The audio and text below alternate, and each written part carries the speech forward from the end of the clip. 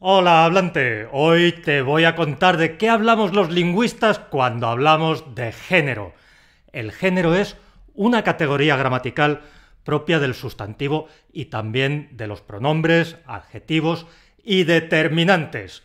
Todo sustantivo que te encuentres en un enunciado en español vas a poder adscribirlo a uno de estos dos géneros gramaticales, masculino o femenino. Te voy a poner un ejemplo de Gustavo Adolfo Bécquer, nada más y nada menos, el poeta. Las plantas trepadoras subían encaramándose por los añosos troncos de los árboles, y esto está tomado de su famosa leyenda El rayo de luna. En este ejemplo el sustantivo plantas es femenino y además tienes dos sustantivos masculinos que son troncos y árboles. Es importante que sepas que el sustantivo impone su género a los determinantes y adjetivos de los que se rodea y también a ciertos pronombres. Este fenómeno se conoce como concordancia. En nuestro ejemplo lo vas a poder apreciar en el género femenino del determinante las y del adjetivo trepadoras, que acompañan a un lado y a otro al sustantivo plantas, las plantas trepadoras. Pero no solo eso, también puedes observar la concordancia en el artículo los, que determina a troncos y árboles, y también en el adjetivo añosos, que nos está diciendo algo sobre cómo son esos troncos. Yo a mis alumnos siempre les explico que en cuestión de género el sustantivo es como el sol y en cambio los determinantes y los adjetivos son como la luna. ¿Por qué? El sol tiene luz propia. En cambio, la luna lo único que hace es reflejar la luz que recibe del sol. Pues lo mismo ocurre aquí. El sustantivo irradia su género gramatical y el determinante y el adjetivo lo único que hacen es reflejar ese género que les llega del sustantivo. Y eso es la concordancia, eso es, ni más ni menos. La oposición central de género en español es la que contrapone el masculino al femenino. Y además podemos identificar un género neutro que ocupa una posición periférica en el sistema y que se manifiesta, por ejemplo, en pronombres como esto o ello y también en ciertas sustantivaciones de adjetivos abstractos a los que les añadimos el determinante lo, como por ejemplo lo hermoso, lo justo o lo correcto. Vamos a fijarnos ahora no en el género de los sustantivos, sino en cómo se relacionan los sustantivos con la categoría de género en sí. Todos los sustantivos del español se pueden clasificar en dos grandes grupos. Por un lado tenemos los sustantivos con moción de género, que adoptan el género masculino o el femenino en función del sexo del ser al que se refieren. Lógicamente, los únicos referentes posibles para estos sustantivos son seres humanos y animales sexuados. Ejemplos clásicos son niño, niña, gato, gata o amigo, amiga y muchos más. Por otro lado encontramos los sustantivos de género inherente, que o bien son masculinos, como les pasa a libro y a árbol, o bien son femeninos, como mesa y bondad. Como digo, estos sustantivos o son masculinos o son femeninos, y no vas a poder modificar su género. Te pongas como te pongas. Y atención, porque llegados a este punto, tengo que hacerte una aclaración. El concepto de sustantivo con moción de género que te he explicado es un poquito diferente del tradicional. Lo he modificado porque se puede así clasificar los sustantivos de manera más limpia, más clara y más lógica, que es para lo que nos tienen que servir los conceptos. Vamos a fijarnos ahora más de cerca en los sustantivos que tienen moción de género. Lo más habitual en este grupo es que el género podamos ubicarlo en la terminación del sustantivo. Por eso cambia el significado de niño cuando sustituyo la O final y convierto eso en niña. Y también cambia el significado de jefe cuando lo convierto en jefa. En cambio, en los sustantivos de género inherente no vas a encontrar una parte concreta del sustantivo para la que puedas decir: aquí es donde está localizado el género gramatical de este sustantivo. Más bien, hemos de entender que es todo el sustantivo, todo él en su conjunto, el que porta esta categoría gramatical. Por eso, solo podemos hablar propiamente de morfemas o terminaciones de género en los primeros, en los sustantivos con moción de género. En los segundos podemos reconocer algunas tendencias, pero que no pasan de ser eso, unas tendencias. Sin ir más lejos, los que terminan en O suelen ser masculinos, como por ejemplo el libro o el suelo. O el río. También nos sirve el río como ejemplo.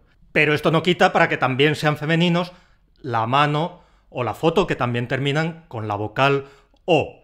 Por otra parte, tienden a ser femeninos los sustantivos que terminan en la vocal A, como la mesa, la línea o la medicina, pero enseguida vas a encontrar otros que terminan en A y son masculinos con todas las de la ley, como por ejemplo problema y mapa. Y por si esto fuera poco, pueden adoptar cualquiera de los dos géneros muchos sustantivos terminados en O, como les ocurre a el testigo y la testigo, el modelo y la modelo. Y también les pasa esto mismo a muchos de los que terminan en la vocal A, como el atleta y la atleta, o el pianista y la pianista.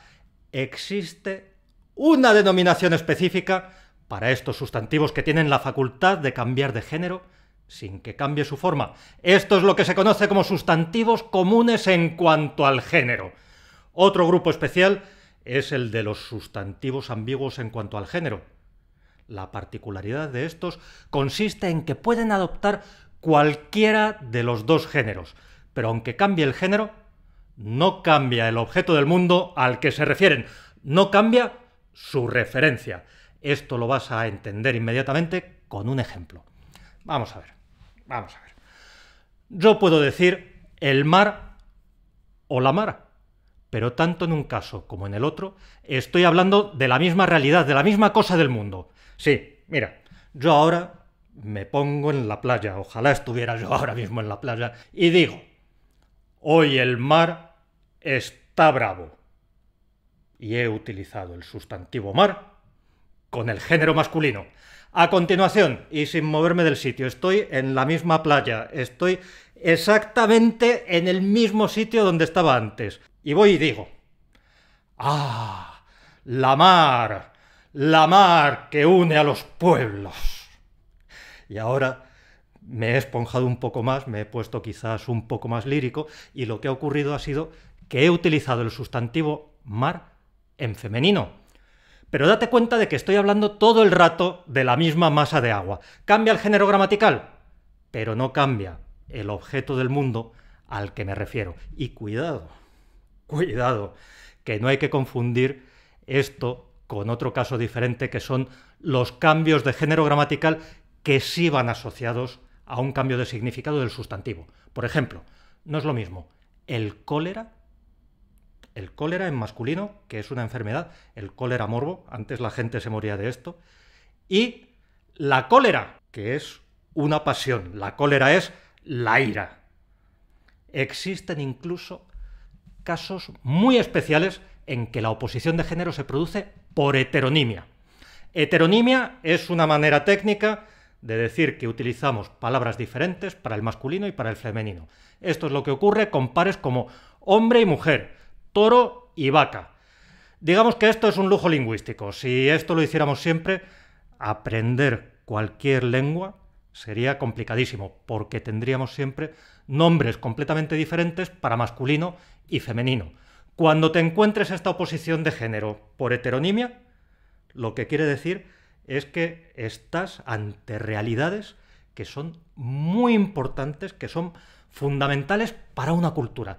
Tú piensa, por ejemplo, en si es importante para nosotros la diferencia entre hombre y mujer. Y me dirás quizás, bueno, toro y vaca no lo veo para tanto, ¿no? Bueno, toro y vaca quizás no sea para tanto en la sociedad contemporánea, en la sociedad esta del siglo XXI en que estamos viviendo ahora. pero tú tienes que pensar en lo que era un toro, en lo que era una vaca hace miles de años.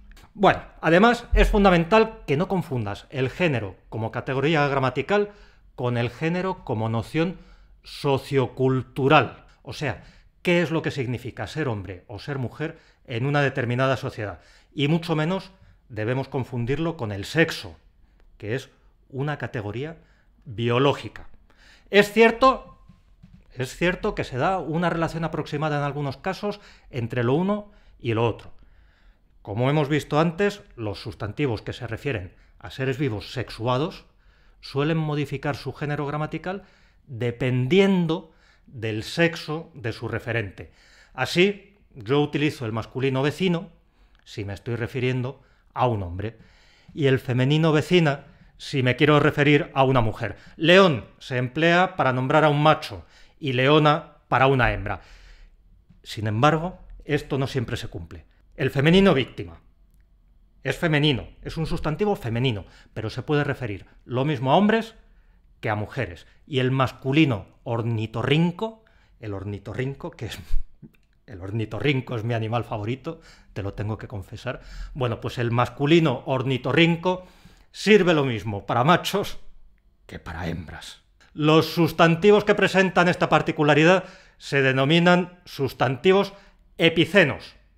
Y los sustantivos epicenos ya te están mostrando que la correlación entre el género gramatical y el sexo es aproximada y además es limitada, bastante limitada.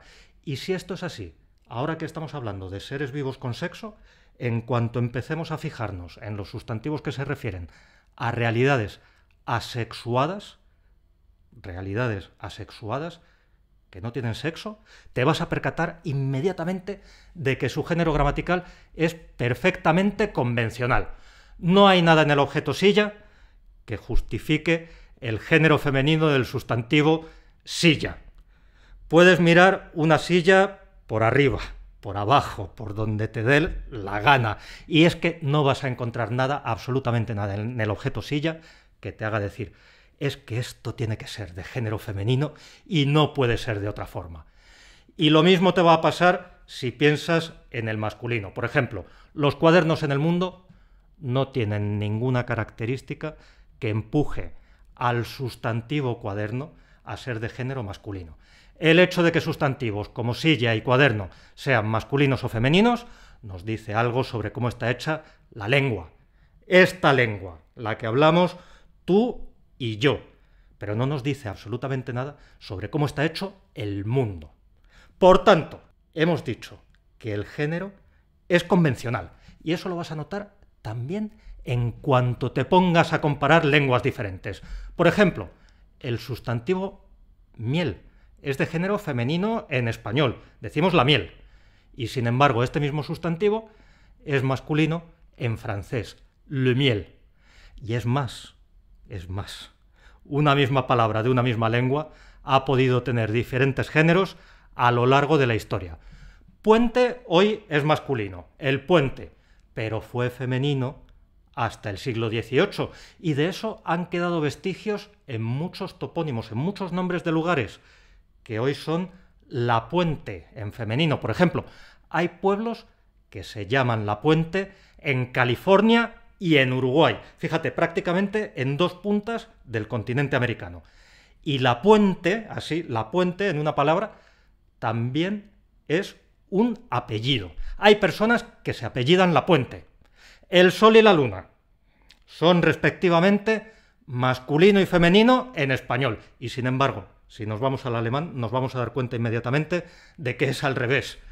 En alemán, die Sonne, el Sol, es un femenino frente a der Mond, la luna, que es un masculino. Y ahí son los artículos die y der los que nos están dando a entender que el primero es femenino y el segundo es masculino.